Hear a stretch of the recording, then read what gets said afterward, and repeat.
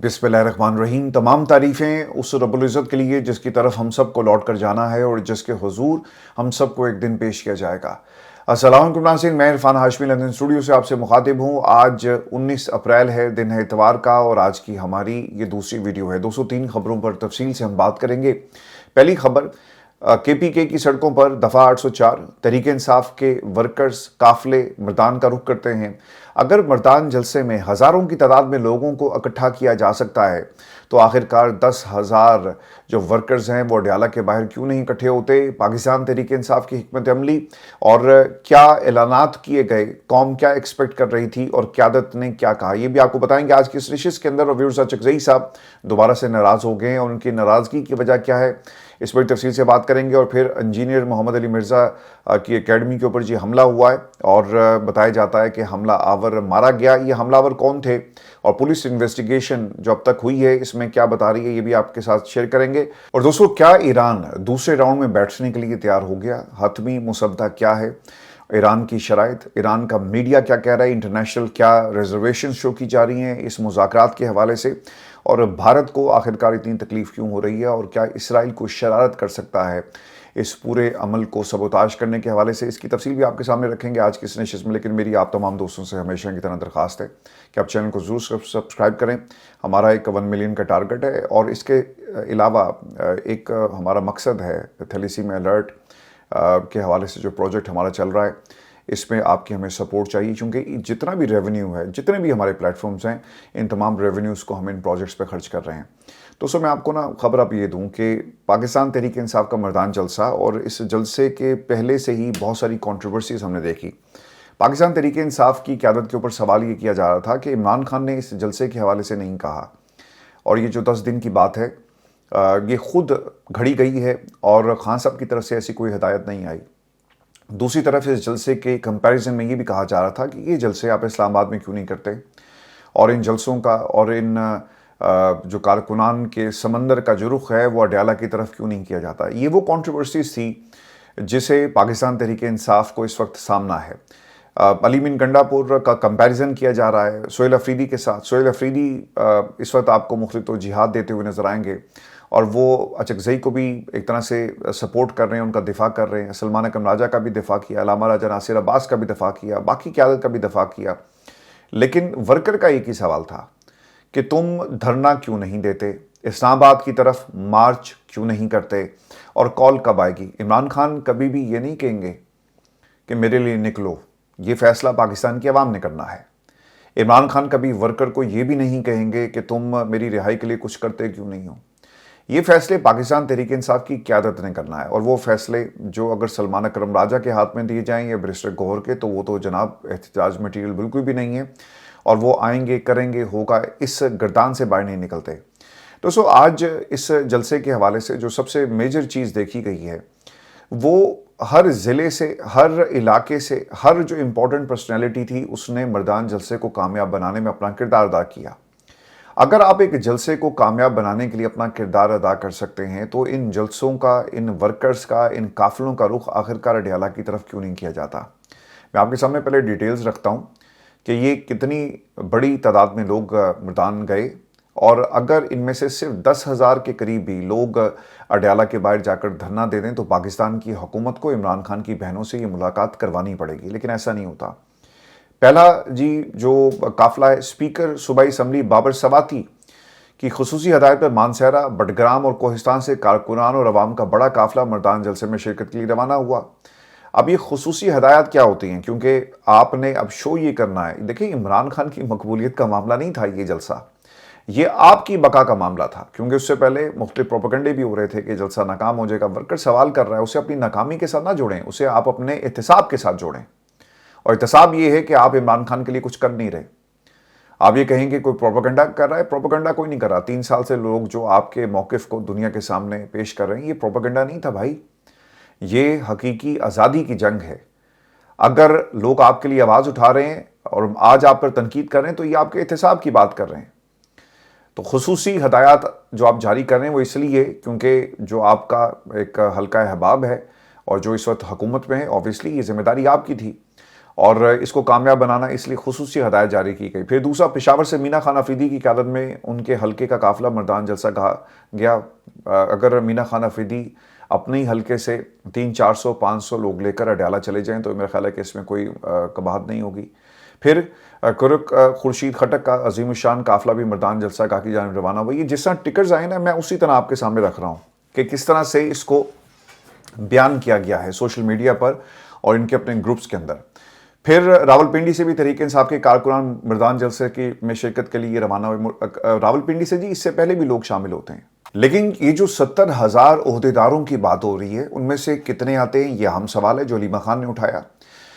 اور رشکئی انٹرچینج پر نارتھ پنجاب کا کیمپ اور نارتھ پنجاب سے آنے والے کارکنان وہاں پر اکٹھے ہوئے اور پھر وہ قافلے کی شکل میں مردان جلسے کی طرف گئے، تو یہ لوگ بھی اڈیالہ کی طرف جا سکتے تھے، یہ بھی ایک اہم سوال ہے۔ سندھ سے تحریک انصاف کے کارکنان مردان جلسے میں پہنچے۔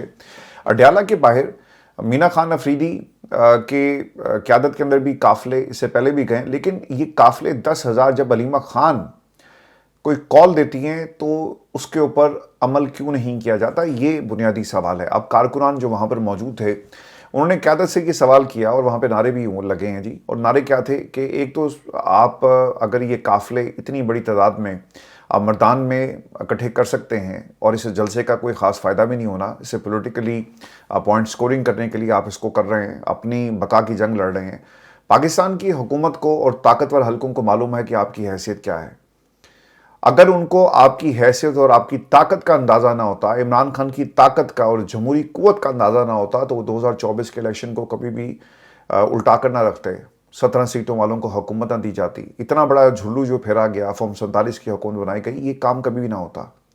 انہیں آپ کی طاقت کا بھی اندازہ ہے، آپ کی جمہوری کوششوں کا بھی اندازہ ہے، اس لیے آپ کے خلاف یہ سب کچھ ہوتا ہے۔ تو مقبولیت کا جو آپ بات کرتے ہیں نا کہ آج بھی عمران خان مقبول ہے اور ہم ثابت کریں گے، یہ میرا خیال ہے کہ اس جملے بازی کی ضرورت نہیں تھی۔ پاکستان میں جن کو آپ نے دکھانا ہے، جن کے ساتھ ٹکر ہے، جن کے ساتھ لڑائی ہے، انہیں بخوبی عمران خان کی طاقت کا، عمران خان کی جو پولیٹیکل ویلیو ہے اور پاکستان میں جو جمہوری ان کی ویلیو ہے اسے وہ بخوبی واقف ہیں۔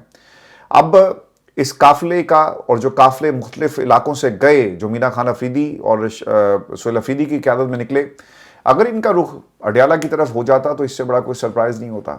لیکن پاکستان تحریک انصاف جو اس وقت ہے اچکزئی صاحب کے ہاتھوں میں، علامہ راجہ ناصر عباس اور کچھ پراکسیز کے ہاتھوں میں اس وقت یرغمال ہو چکی ہے، اور میں اب ان تمام لوگوں کو قابضین کہتا ہوں۔ دوستو، اچکزئی صاحب نے شرکت نہیں کی، خبر اب یہ بھی آ رہی ہے کہ اچکزئی قیادت سے ناراض ہیں۔ مردان میں ہونے والے پی ٹی آئی کے جلسے میں قومی اسمبلی میں اپوزیشن لیڈر محمود خان اچکزئی شرکت نہ کرنے کا امکان، اور پی ٹی آئی ذرائع کے مطابق محمود خان اچکزئی مردان جلسے کے حوالے سے اعتماد نہ لینے پر تحریک انصاف کی قیادت سے نالائن۔ دیکھیں، یہ ان کے دادا ابو کی جماعت تو نہیں تھی کہ ایک مینڈیٹ عمران خان کو پاکستان کی عوام نے دیا۔ اب اچکزئی کیا چاہتے ہیں؟ اچکزئی صاحب یہ چاہتے ہیں کہ چونکہ میں اپوزیشن لیڈر بن گیا تو شاید یہ جماعت بھی اب میری ہے اور میرا اس پہ قبضہ ہو جائے گا۔ ایسا نہیں ہوگا۔ یہ جو کوششیں اور یہ جو پوری عمران خان کی جو جستجو ہے پچھلے 30 برسوں کی، 29 برسوں کی، یہ عمران خان کی کوششیں تھیں، اچکزئی کی کوششیں نہیں تھیں۔ اچکزئی جیسے دوست جو ہیں ہمارے اس جماعت کے اندر بہت سارے آپ کو پہلے بھی ملیں گے، اور ان کی بھی یہ کوشش رہی، بھرپور کوشش رہی کہ کسی طرح جماعت کے اوپر قبضہ کر لیا جائے۔ ایک نے تو کر لیا ہے اور وہ سمجھتا ہے کہ یہ اس کا بون رائٹ ہے اور وہ اس کرسی پہ ہمیشہ بیٹھا رہے گا۔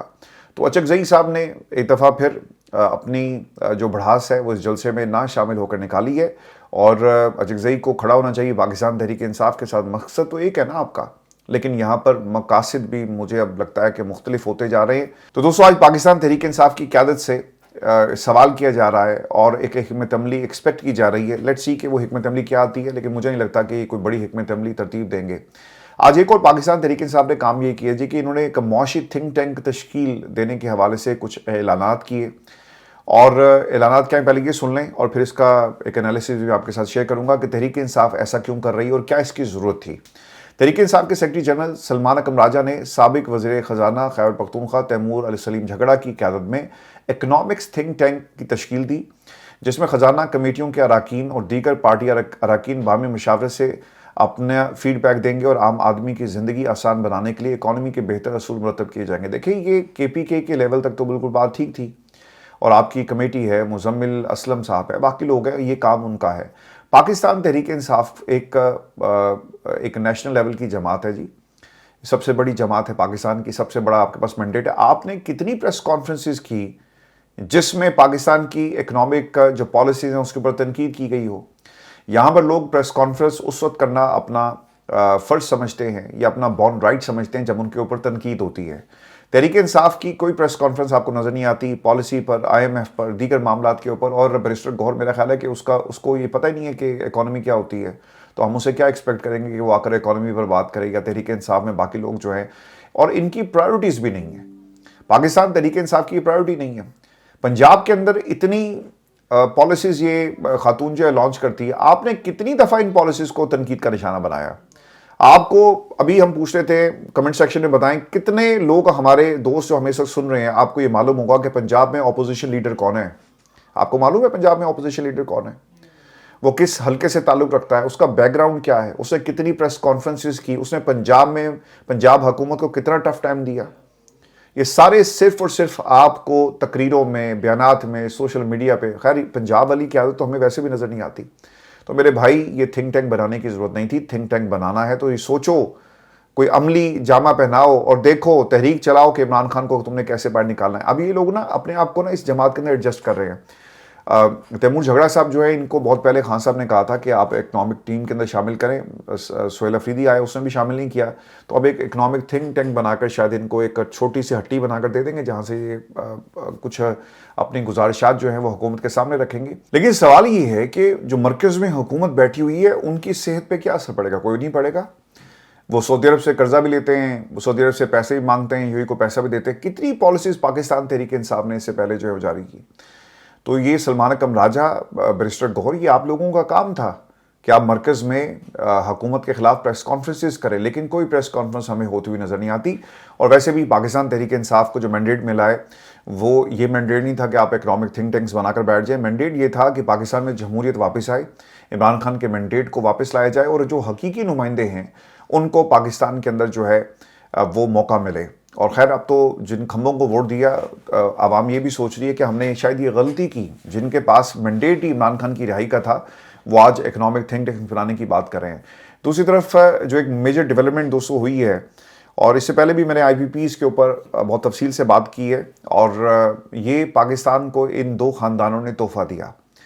اب ہو کیا رہا ہے؟ پچھلے 30 سالوں کی جو سیاست ہے، آپ ہر چیز کو عمران خان کے ساتھ جوڑتے ہیں، اور ہر حکومت نون لیگ کی ہو یا زرداری کے خاندان کی، جس کے اوپر بھٹو خاندان پہ جس نے قبضہ کر لیا اور اس کی سیاست کے اوپر قبضہ کر لیا، یہ کہتے ہیں جی ہمیں ایک اور اگر اننگ مل جائے اور موقع مل جائے 10 سال 15 سال 20 سال تو ہم پاکستان کے اندر سب حالات ٹھیک کر دیں گے. یہ ان کا بنیادی ڈیفنس ہے جب ان سے ان کی کارکردگی کے بارے میں سوال کیا جاتا ہے. خبر اب یہ آ رہی ہے کہ پاکستان میں بجلی کی قیمتوں میں اضافے کی اصل وجہ وہ معاہدے ہیں جو پچھلے 30 برسوں میں پاکستان میں کیے گئے IPPs کی مد میں. اب یہ IPPs ہیں کیا؟ ان معاہدوں میں ایک سخت شرط یہ رکھی گئی جسے کیپیسٹی پیمنٹ کہتے ہیں. اس کا مطلب یہ ہے کہ حکومت ان کمپنیوں کو بجلی کی پیداواری صلاحیت کے پیسے دینے کی پابند ہے، بجلی پیدا کرے نہ کرے. اگر آپ کی جو کیپیسٹی ہے وہ 10,000 میگا واٹ ہے، میں آپ کو نہ سمجھانے کے لیے بتا رہا ہوں، آپ 10,000 میگا واٹ بجلی پیدا کرتے ہیں یا نہیں کرتے، آپ کو 10,000 میگا واٹ بجلی کے ہی پیسے دینے ہیں. اس سے زیادہ کوئی بڑا ظلم ہوگا پاکستان کی عوام کے ساتھ کہ بجلی پیدا بھی نہیں ہوتی لیکن پیسے آپ نے 10,000 میگا واٹ کے دینے ہیں. اور یہ اسی طرح کہ جناب میں نے اگر سامان زیادہ لے کر آیا، یہ میرے اوپر منحصر نہیں ہے کہ آپ اس کو خریدتے یا نہیں خریدتے. میرا تو مال خراب ہو گیا لہٰذا پورے مال کے آپ پیسے دیں. اب وہ مال جاتا کہاں ہے؟ وہ بنا بھی نہیں، ان کی کاسٹ بھی نہیں آئی، اور وہ پھر دوبارہ پاکستان کی عوام کو وہ پیسے اربوں روپیہ آپ نے اس طرح سے IPPs کے مالکان اور جن لوگوں کے پاس یہ اختیارات تھے فیصلے کرنے کے، انہوں نے کیا کیے؟ انہیں پاکستان کی عوام کا پیٹ کاٹ کے. اس سے بڑی سر کرمنل نیگلیجنس کیا ہوگی؟ تم لوگ روتے ہو توشہ خانہ کو، تم لوگ روتے ہو کہ سرکار بنی گالا جو ہے وہ ہب تھا کرپشن کا، تم لوگ روتے ہو کہ یہ جو وسیم اکرم پلس آیا اس نے پنجاب کے اندر کرپشن کی، مختلف لوگوں کو لائسنس دیے، دھاڑیاں لگائی. تم لوگ روتے ہو کہ عمران خان کی عدت میں نکاح کا جو معاملہ ہے یہ قومی مسئلہ ہے. تم لوگ روتے ہو کہ جناب پاکستان کے اندر Al-Qadri trust case 190 million pound بڑا ظلم ہو گیا. اصل تو دن کی روشنی میں جو ڈاکہ ڈالا جا رہا ہے وہ یہ ہے کہ IPPs پچھلے 30 سالوں سے پاکستان کی عوام کو لوٹ رہا ہے. کبھی کسی نے سوال کیا؟ دوستو پاکستان کی عوام کا مسئلہ پتہ کیا ہے؟ یہ اپنے حقوق کے لیے आवाज बुलंद करना चाहते ही नहीं। जुल्म हो रहा है, आदी हो गए, पिछले 30 वर्षों से जुल्म हो रहा था, किसी ने इसके ऊपर ख्याल ही नहीं किया। कोई आपको एहतजाज पाकिस्तान में बिजली की कीमतों के हवाले से नजर नहीं आता। यार अवाम खुद ही सड़कों पे आ सकती है ना, आपको किसी सियासी जमात की जरूरत तो नहीं है कि कोई सियासी जमात कहेगी कि हमने निकलना है। सारे चोर डाकुओं की सियासी जमातें तो इकट्ठी हो गई, हुकूमत में बैठ गई। तो अब ये फैसला किसने करना है? ये सारी जिम्मेदारी पाकिस्तान तहरीक इंसाफ की तो नहीं थी। ये अवाम के हकूक का मामला है ना, तो अवाम को खुद चीज़ों को अपने कंट्रोल में लेना होगा। पाकिस्तान की अवाम की, और मैं भी इसमें शामिल हूं, हमारी मिसाल पता कैसी है? कुछ लोग 2% कोशिश कर रहे हैं, कुछ 3% कोशिश कर रहे हैं, लेकिन मेजोरिटी कोशिश ही नहीं कर रही। हम रोजी रोटी के चक्कर में रोज़ाना जो भूख की जंग है इससे लड़ते हैं कि हम असल जो जंग है हमारे हकूक की जंग, हम उसे भूल के बैठे हुए हैं। और हमने शायद उस जंग को हमेशा के लिए सरेंडर उस जंग के अंदर कर दिया, हथियार फेंक दिए इन सियासतदानों के सामने। पाकिस्तान के अवाम की मिसाल पता कैसी है? पाकिस्तान की अवाम की मिसाल एक ऐसे मजमे की तरह की है। जब पाकिस्तान में कभी कोई एक्सीडेंट होता है ना, सारे मोबाइल निकाल के ऐसे बनाना शुरू कर देते हैं कि हाँ यार बड़ा जुल्म होया जी, एतरों गड्डी आ रही सी, एंज होया। आपको कहानियां सुनाएंगे लोग और फिर उसको अपलोड कर दिया जाता है सोशल मीडिया के ऊपर। आगे बढ़कर कोई किसी की मदद के लिए, अगर कहीं जुल्म हो रहा हो, किसी को मार पड़ रही हो, किसी के साथ कोई हाथापाई कर रहा हो और किसी के साथ कोई जुल्म सड़क पे सरेआम हो रहा हो, हम लोग आगे बढ़कर उसका जालिम का हाथ नहीं रोकते। और हमारी जो मिनहासिल मजमुई इस सिचुएशन ये होगी कि पूरी कौम के साथ जुल्म हो रहा है और हम खामोश तमाशाई बने बैठे हुए हैं। पाकिस्तान के अंदर अब ये जो IPPs का पिछले 30 वर्षों से मामला है, इसमें कुताही जो है वो हमारी आवाम की है, हम सब की है। अगर हमने इनके गिरबानों को पकड़ के पूछा होता ना कि ये तुम्हारे बाप का पैसा था कि जो पाकिस्तान की आवाम जो है वो अदा करेगी, जिन लोगों ने ये शराइत और ये डीलें की हैं, आप उनका गिरबान पकड़े। कभी किसी ने पूछा कि ये किसने IPPs को जो कैपेसिटी पेमेंट है, मुझे यकीन है कि अवाम हमारी ये भी नहीं जानती कि कैपेसिटी पेमेंट होती क्या है और इसका बोझ हमारे ऊपर कैसे बढ़ रहा है।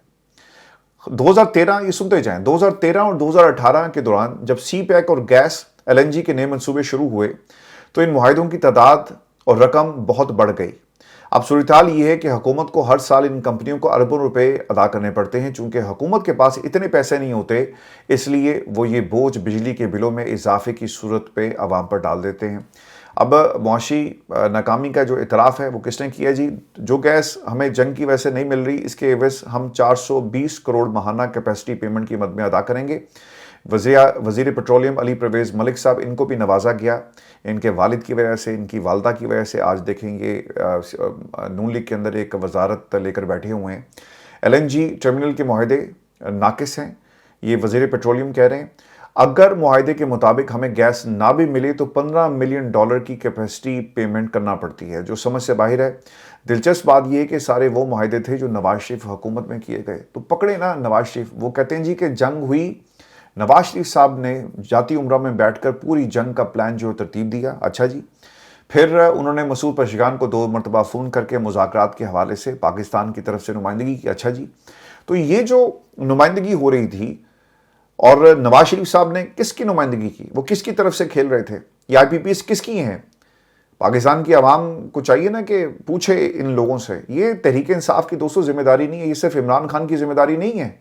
कौमें ऐसी नहीं खड़ी होती कि काफ़िले चलेंगे पिंडी से, काफ़िले चलेंगे पंजाब से, काफ़िले चलेंगे सिंध से और फिर अवाम अपना हक जो है वो हासिल करेगी। क्योंकि जो जमहूरियत है वो इस वक्त जेल में कैद है। पाकिस्तान के अंदर ये सिचुएशन है, इसके ज़िम्मेदार हम सब लोग हैं और हम अपने हकूक़ की बात नहीं करते। इसका ज़रूरी नहीं कि ताल्लुक़ किसी सियासी जमात से ही हो तो आप जंग लड़ेंगे, कि तहरीक इंसाफ के झंडे के नीचे आकर आपने जंग लड़नी है, आपने नून लीग के झंडे के नीचे आकर जंग लड़नी है, आपने पीपल्स पार्टी के झंडे के नीचे आकर जंग लड़नी है। यार कोई अवामी झंडा भी तो हो ना, कोई कौमी सलामती का मामला भी तो हो, कोई कौम भी तो इकट्ठी हो। कौम मुल्क के लिए खड़ी होती है और कौम कहाँ है? मुझे तो सिर्फ मजमा नज़र आ रहा है कि 420 करोड़ माहाना ये आपको अदा करने पड़ रहे हैं और ये अवाम इसका जो है वो सारा का सारा बोझ उठा रही है।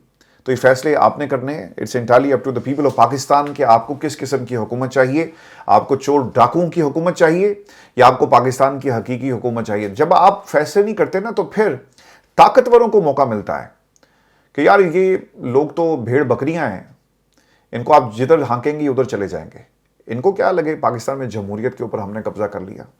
अगर पाकिस्तान की आवाम एक तरफ खड़ी हो जाए तो ताकतवर پاکستان میں سیاسی جماعتیں جو پراکسی بن جاتی ہیں، جو اعلی بنی ہیں، جسے ایک ہائبرڈ نظام کا نام دیا جا رہا ہے، کسی کے باپ میں بھی ضرورت نہیں ہوگی کہ وہ پاکستان میں اپنی مرضی کی حکومت بنا لے. صرف ووٹ دے کر گھر میں بیٹھ جانا ایک اچھی حکومت یا ایک مستقبل کی ضمانت نہیں بن سکتا. آپ کو اپنے حقوق کے لیے خود کھڑے ہونا پڑے گا. آج آئی پی پیز کا یہ معاملہ اور بجلی، اب دیکھیں گرمیوں میں بجلی کے بل آئیں گے، اتنا گھر کا کرایہ نہیں ہے. 40 ہزار 50 ہزار لوگوں کا بل آتا ہے، اور کون اس کی قیمت ادا کر رہا ہے؟ وہ پاکستان. یہ پیسہ کس کی جیب میں جا رہا ہے؟ ان کو ان کی کرسیوں سے پکڑ کر اٹھا کر باہر پھینک دینا چاہیے. ان آئی پی پیز کو پاکستان میں ختم کر دینا چاہیے، اور جائیں جس عدالت میں انہوں نے جانا ہے. اور یہ نواز شریف سے پوچھا جائے کہ بھئی تمہارا تو گھر بھی بن گیا اور تمہاری اگلی نسلوں کی 2 دفعہ شادیاں بھی ہو گئی. دوستو، یہ جو ہاؤس آف شریف ہے اور یہ جو زرداری خاندان، فرزند زرداری، جن کے خواب ہیں، چھوٹے چھوٹے سے خواب ہیں کہ کسی کو وزیر اعظم بنانا ہے، کسی کو پنجاب کی وزارت ملنی ہے، کوئی ان سے پوچھے کہ تم نے اپنے بچوں کو تو سیٹل کر لیا، لیکن پاکستان میں یہ جو ہمارے بچے ہیں، 2.5 سے 3 کروڑ بچے اسکول نہیں جاتے، ہمارے بجلی کے بل ہی پورے نہیں ہو رہے، تو باقی کیا پیچھے ہوگا؟ تو یہ پاکستان میں اس صورتحال ہے.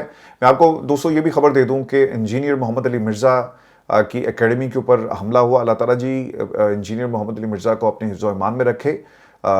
لوگوں کے اختلافات ہیں ان سے اپنی جگہ، لیکن یہ کوئی طریقہ کار نہیں ہے کہ آپ کسی اکیڈمی کے اوپر حملہ کریں اور اس اکیڈمی میں موجود محمد علی مرزا پہ قاتلانہ حملہ ہی ہوا ہے نا. اللہ تعالیٰ جی محمد علی مرزا کو اپنی حفظ و ایمان میں رکھے. جتنے بھی وہاں پہ بھائی ہمارے موجود تھے، اللہ تعالیٰ ان کو بھی اپنے حفظ و ایمان میں رکھے.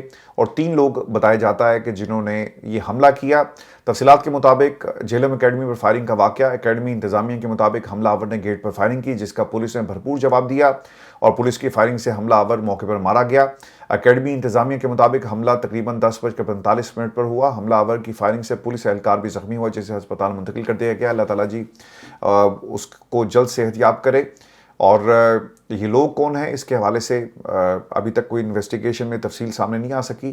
انجینئر محمد علی مرزا کے بارے میں بتایا جاتا ہے کہ اکیڈمی میں تمام ساتھیوں اتوار کی نشست میں شامل ہونے والے تمام احباب محفوظ ہیں.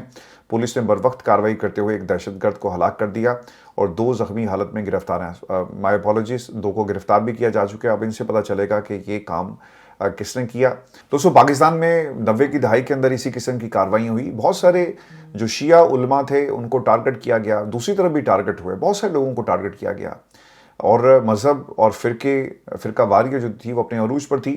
تو مذہب جو ہے وہ امن کی بات کرتا ہے، کسی کو لڑانے کی بات نہیں کرتا. یہ لوگ جو بھی ہیں اوبویسلی ان کا ایک اپنا کلچر ہے، ایک اپنا مشن ہے، ایک اپنی ان کے ایجنڈے ہیں، اور صرف افراتفری پھیلانا. اللہ تعالیٰ جی سب کو اپنے حفظ و ایمان میں رکھے، اور جو لوگ یہ کر رہے ہیں ان کو اللہ تعالیٰ ہدایت دے. ایک اور جنگ پاکستان میں فرقہ واریت کی، ہم اس کے متحمل نہیں ہو سکتے. ہم بہت ساری پہلے ہی جنگیں لڑ رہے ہیں. روٹی کی جنگ لڑ رہا ہے، کوئی فورن پالیسی کی جنگ لڑ رہا ہے، کوئی دہشت گردی کی جنگ لڑ رہا ہے، کوئی سیاستدانوں کے ساتھ جنگ لڑ رہے ہیں، کوئی جمہوریت کی جنگ لڑ رہا ہے. تو ایک اور جنگ دوبارہ سے اگر سر اٹھاتی ہے تو یہ یقیناً پاکستان کے لیے اچھا نہیں ہوگا. دوستوں، میں آپ کو خبر یہ بھی دے دوں کہ اسلام آباد انتظامیہ کے بدلتے بیانات، اور خبر یہ تھی کہ راولپنڈی کی انتظامیہ نے پھر ایک بار اعلان کیا کہ شہر کے تمام پبلک اور پرائیویٹ ٹرانسپورٹ جو سینٹرز ہیں ان کو بند کیا جا رہا ہے، مراکز بند رہیں گے. اور آج جیسے ہی فیصلہ واپس لیا گیا تو بہت سارے لوگوں نے موٹر وے کے ذریعے اسلام آباد کی طرف سفر کیا. جو راستے میں پھنس چکے ہیں ان کو اسلام آباد میں انٹر ہونے کی اجازت نہیں ہے. تعلیمی ادارے بھی بند ہیں، یہ بھی خبر آ رہی ہے. پھر الجزیرہ کی ایک رپورٹ بھی آپ کے ساتھ شیئر کر دوں. اور الجزیرہ کی رپورٹ یہ ہے کہ 2 جو جہاز ہیں وہ پاکستان میں نور خان ایئر بیس پہ لینڈ کیے جی، اور امریکہ اور ایران کے درمیان مذاکرات اگلے ہفتے ہونے کا امکان ہے. اور پاکستانی سیکیورٹی اہلکاروں کے مطابق مذاکرات کا دوسرا مرحلہ جمعے سے پہلے متوقع ہے، اور ان کا یہ اندازہ کئی عوامل پر مبنی ہے.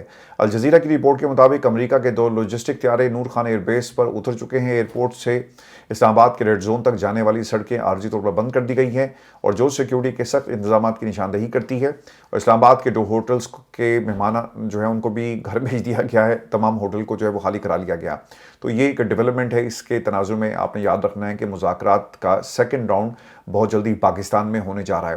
تو میں آپ کو ایک خبر یہ بھی دے دوں کہ اسپیکر ایرانی پارلیمنٹ محمد کالیباف یہ کہتے ہیں کہ میرے لیے شہادت کے سوا کوئی کامیابی نہیں، اپنی جان اور اپنی ساکھ دونوں اپنے لوگوں کے حقوق کے لیے قربان کرنے کا تیار ہوں. تو جس قیادت کو شہادت کی تمنا ہوتی ہے نا، آپ اس قیادت کو شہید تو کر سکتے ہیں، آپ اس کی زندگی تو چھین سکتے ہیں، مار بھی سکتے ہیں، لیکن اصل مقصد جو ہے وہ ہمیشہ زندہ رہتا ہے. آپ کہیں گے کہ میں بار بار خان صاحب کی بات کرتا ہوں، عمران خان بھی اب اسی راستے پہ چل رہے ہیں۔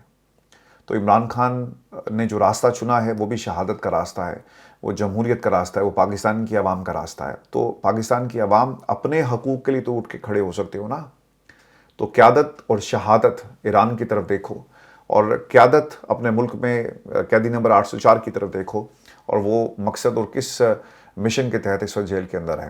مسعود پشگان صدر ایران، ان کا ایک سٹیٹمنٹ، حملے کا دفاع نہ کرنے والا مردہ ہوتا ہے۔ دشمن کہتے ہیں، سنیں یہ ہمارے تمام دوستوں کے لیے، پاکستان کی عوام کے لیے، کہ حملے کا دفاع نہ کرنے والا مردہ ہوتا ہے۔ دشمن کہتے ہیں کہ ایران کو اپنے حقوق استعمال کرنے کی اجازت نہیں ہونی چاہیے۔ آپ یہ فیصلہ کرنے والے کون ہوتے ہیں؟ کوئی بھی آزاد انسان ناانصافی کے آگے نہیں جھکتا۔ ہمارا بنیادی موقف خطے میں امن، استحکام اور سلامتی کے تحفظ پر مبنی ہے۔ ہم جنگ بڑھانا نہیں چاہتے، نہ ہی ہم نے کوئی جنگیں یا تنازعات شروع کی۔ ہم کسی ملک پر حملہ کرنے کا ارادہ نہیں رکھتے۔ ہم اپنے دفاع کا قانونی اور جائز حق استعمال کر رہے ہیں۔ اور یہ مسعود پشگان کی سٹیٹمنٹ ہے جو انہوں نے دی۔ تو آپ کو سیکھنا پڑے گا اس قیادت سے کہ جو جملہ دیکھیں بڑا امپورٹنٹ ہے کہ حملے کا دفاع نہ کرنے والا مردہ ہوتا ہے۔ ہمارے اوپر تو روز حملے ہوتے ہیں، ہمارے بچوں کے مستقبل پر حملہ ہوتا ہے، روزی روٹی پر حملہ ہوتا ہے، بجلی کے بلوں کے ذریعے جو ہے وہ ہمارے اوپر بم گرائے جاتے ہیں۔ پاکستان میں جمہوریت کے اوپر شب خون مارا جاتا ہے۔ پاکستان میں پوری کی پوری جمہوریت کو قید کر دیا جاتا ہے۔ سچ بولنے والوں کو ہمیشہ کے لیے خاموش کروا دیا جاتا ہے۔ ہمارا مذہب کیا کہتا ہے؟ لا الہ الا اللہ محمد رسول اللہ۔ اس کا مطلب کیا ہے؟ اس کلمے کی حرمت کیا تقاضا کرتی ہے کہ سچ بولو، اور پاکستان کی حکومت ہمیں ہی سچ بولنے سے روکتی ہے۔ حقائق دکھانے سے ہمیں جو ہے وہ کہا جاتا ہے کہ خاموش ہو۔ دیکھیں یہ جمہوریت دھوکہ ہے۔ میں تو اس نتیجے پر پہنچا ہوں، اوور دا ایئرز جتنی بھی خبریں ہم کوٹ کرتے رہے، رپورٹ کرتے رہے، پاکستان میں جتنا بھی سیاستدانوں کو قریب سے دیکھا ہے، یہ پوری کی پوری جمہوریت جو ہمارے سامنے اس وقت موجود ہے، یہ ایک دھوکہ ہے۔ یہ کبھی بھی آپ کو آپ کی اصلی منزل کی طرف نہیں لے کر جائے گی۔ لوگ جھوٹ اس لیے بولتے ہیں، اسے سیاست کا نام دے دیا جاتا ہے۔ لوگ فارم 47 کی حکومت بنا کر اسے ہائبرڈ رجیم کا نام دیتے ہیں اور کہتے ہیں کہ اے والی حکومت ٹھیک ہے، 78 برسوں میں پہلے یہ حکومت آ جاتی تو سب کچھ ٹھیک ہو جاتا۔ تو یہ جمہوریت دھوکہ ہے۔ اس جمہوریت کے اندر 25 کروڑ عوام میں سے جتنے رجسٹرڈ ووٹرز ہیں وہ کبھی بھی ووٹ نہیں ڈالتے۔ فیصلہ صرف 4-5 کروڑ نے کرنا ہوتا ہے، اور اس 4-5 کروڑ میں سے بھی ووٹ جو ہے ڈیوائیڈ ہو جاتا ہے۔ 2 کروڑ جو عوام ہے، اگر ایک جماعت جیتی تو 2 کروڑ عوام باقی 23 کروڑ پاکستانیوں کا کیسے فیصلہ کر سکتی ہے؟ تو میں ہمیشہ یہ کہتا رہا کہ اگر جمہوری نظام کو تم نے ملک میں لے کر آنا ہے تو ووٹ کو لازمی کر دو کہ 12 کروڑ رجسٹرڈ ووٹرز ہیں، 13 کروڑ غالباً اتنے ہی ہیں، سب نے ووٹ ڈالنا ہے، اور جو ووٹ نہیں ڈالے گا اس کی سزا رکھ دو۔ واقعی اگر جمہوریت تم لے کر آنا چاہتے ہو تو یہ کبھی بھی ایسا نہیں کریں گے، کیونکہ ان میں سے میجورٹی ایسے لوگ ہیں جو پاکستان میں کسی بھی حکومت کے ساتھ وہ بیزار ہو چکے 78 برسوں میں ان کے کرتوت دیکھ کر۔ تو اگر آپ یہ لازمی کر دیں اور اوورسیز پاکستانیوں کو ووٹ کا حق دے دیا جائے، اور وہ لوگ جو دنیا کے مختلف حصوں میں بیٹھے ہوئے ان کو اگر حق دے دیا جائے، تو پاکستان میں یقیناً ایک اچھی حکومت آئے گی۔ پھر چیک اینڈ بیلنس ہوگا، کوئی ایک فرد واحد آپ کے فیصلے نہیں کر رہا ہوگا، کوئی فرد واحد پاکستان میں بیٹھ کر پاکستان کی فورن پالیسی کو ڈیوائس نہیں کر رہا ہوگا۔ پاکستان کی فورن پالیسی پاکستان کی عوام بنائے گی۔ پاکستان کی فورن پالیسی پاکستان کے چوک اور چوراہوں میں تیار ہوگی۔ پاکستان کے فیصلے پاکستان کی عوام محلے اور تھڑوں پر بیٹھ کر کرے گی، اور یہی جمہوریت ہے سرکار۔